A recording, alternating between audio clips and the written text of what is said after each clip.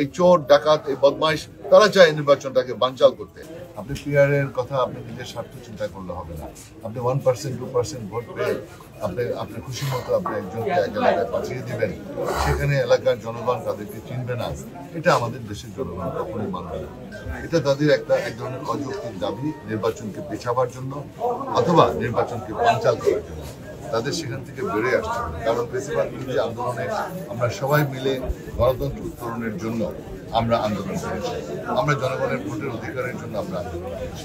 এই আন্দোলনে আমাদের সকলের স্যাক্রিফাইস আছে। আমি অবশ্যই মানি যে এদেশের বিএনপি, জামাত এবং অন্যান্য রাজনৈতিক দল সকলের অবদান আছে ফ্যাসিবাদ মুক্ত করার জন্য। সুতরাং আমাদের সকলকে দায়িত্বশীল হতে হবে, আমাদেরকে সবাইকে দায়িত্বশীল অবস্থান থেকে দায়িত্বশীল বক্তব্য রাখতে হবে, যেগুলো যৌক্তিক জনগণের স্বার্থে হবে। আপনি যদি এটা বলেন জনগণের স্বার্থে পিআর হবে না, পিআরের ব্যাপারে আপনি আন্দোলনে যেতে পারেন না। এটা আলোচনার মাধ্যমে আমাদের সমাধান করতে হবে।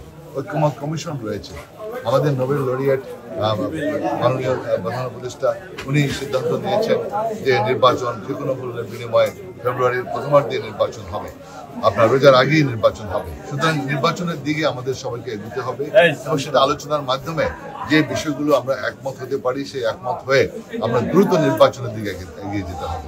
কারণ পিআর দিয়ে আপনি নির্বাচন বানচাল করতে চান কেন? নির্বাচন বানচাল করতে চায় আওয়ামী লীগ, ফ্যাসিস্ট, যারা আজকে এদেশের মানুষের জনগণের সম্পদ লুণ্ঠন করেছে, এদেশের জনগণের ভোটের অধিকার কেড়ে নিয়েছে, আপনার গণতন্ত্রকে গলা টিপে হত্যা করেছে, এদেশের সম্পদ, টাকা পয়সা, অর্থ হাজার হাজার কোটি টাকা, লক্ষ লক্ষ কোটি টাকা আপনার বিদেশে পাচার করেছে। এই চোর ডাকাত এই বদমাইশ তারা চায় নির্বাচনটাকে বানচাল করতে। এই নির্বাচন বানচাল করার জন্য যারা চায় আওয়ামী লীগের, তাহলে তারা আওয়ামী লীগের দোষর হিসাবে চিহ্নিত হবে।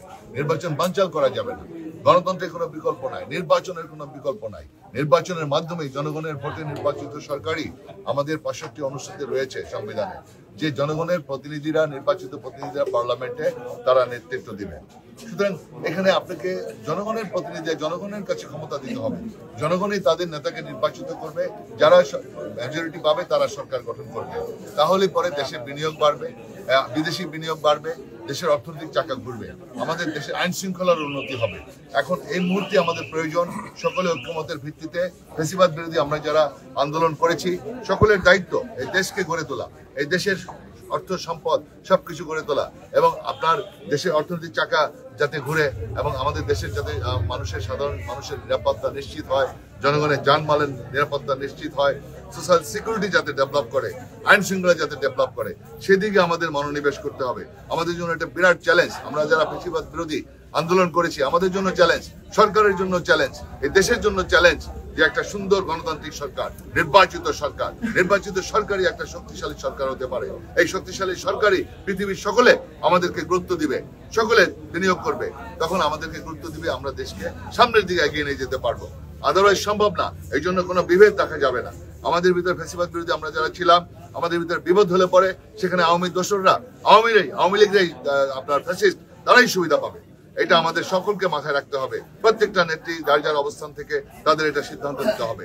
সকলকে আমাদের ঐক্যবদ্ধ হয়ে আগামী নির্বাচনের দিকে এগিয়ে যেতে হবে। জনগণ যাদেরকে নির্বাচিত করবে, মেজরিটি যারা পাবে, তারা রাষ্ট্র গঠন করবে, তারাই সরকার গঠন করবে। এটাই বাস্তবতা। এইভাবেই আমাদেরকে এগোতে হবে।